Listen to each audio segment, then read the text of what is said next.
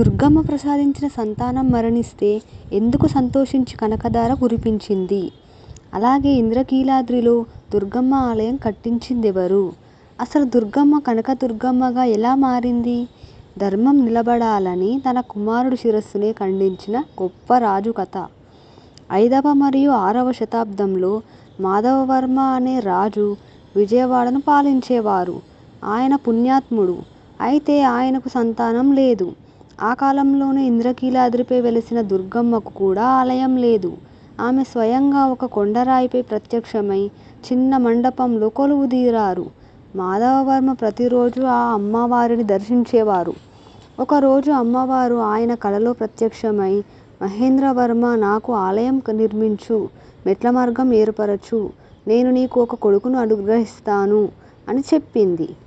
రాజు ఇది పూర్వజన్మలో చేసిన ప్రతిజ్ఞతో సంబంధం ఉండవచ్చేమో అని భావించి, ఆ ప్రతిజ్ఞను నెరవేరకపోతే జీవితంలో ఎలాంటి అవరోధాలు వస్తాయో ఏమో అని అమ్మవారి ఆజ్ఞతో రాజు ఆలయం నిర్మించారు.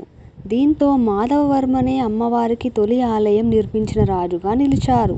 ఆ తర్వాత మెట్ల మార్గాన్ని కూడా నిర్మించారు. అయితే అమ్మవారి అనుగ్రహంతో ఒక కొడుకు కూడా పుట్టాడు. అయితే ఆ యువకుడు కూడా తన తండ్రి మాదిరిగానే సత్పురుషుడిగా ఎదిగాడు. రాజ్యంలో అందరూ మెచ్చుకునేవారు. ఒకరోజు సాయంత్రం అవ్వడంతో రాజకుమారుడు కంగారుగా రథంలో కొండపై నుంచి తిరిగి వస్తున్నాడు. తన కంగారుకు కారణం అప్పట్లో కనకదుర్గమ్మ రాత్రి వేళల్లో విజయవాడలో సంచరిస్తూ ఉండేవారు. ఆ సమయంలో ఎవరూ బయటకు వచ్చేవారు కాదు. అందుకే కంగారుతో వేగంగా వస్తున్నాడు. అప్పుడే ఒక ఆవిడ హడావుడిగా తన కుమారుడితో కలిసి కొండ దిగుతూ ఉంటుంది. ఆ పిల్లవాడు తల్లి చేతిని వదిలి మార్గమధ్యలోకి వచ్చేస్తాడు. అకస్మాత్తుగా రథం వేగంగా వెళ్లడం వల్ల ఆ పిల్లవాడు రథం కింద పడి మరణిస్తాడు.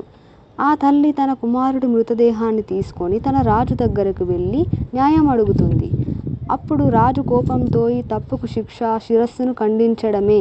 అలాగే ఈ తప్పు ఎవరు చేశారో తెలుసుకొని వారికి ఈ శిక్షను అమలుపరచండి అని చెప్తాడు.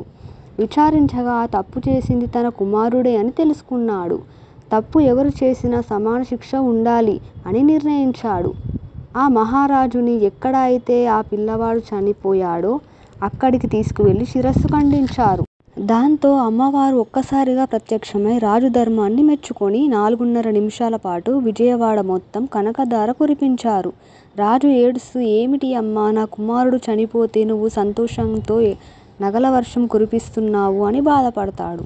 అప్పుడు అమ్మవారు, నేను ఉండగా నీవు ఎందుకు దుఃఖిస్తున్నావు అని అతని కుమారుణ్ణి మరియు బాలుని తిరిగి ప్రాణాలతో బ్రతికించారు. ఇది జరిగిన తర్వాత దుర్గమ్మవారు కనకదుర్గమ్మగా మారారు. ఈ కథ విజయవాడలోని పల్లకీదు భూపాల శాసనంలో ఉంది. ఈ వీడియో మీకు కొత్త విషయాన్ని తెలియజేసింది అని భావిస్తున్నాను. ఈ వీడియోని లైక్ చేసి ఫ్రెండ్స్ అండ్ ఫ్యామిలీ మెంబర్స్కి కూడా షేర్ చేయండి.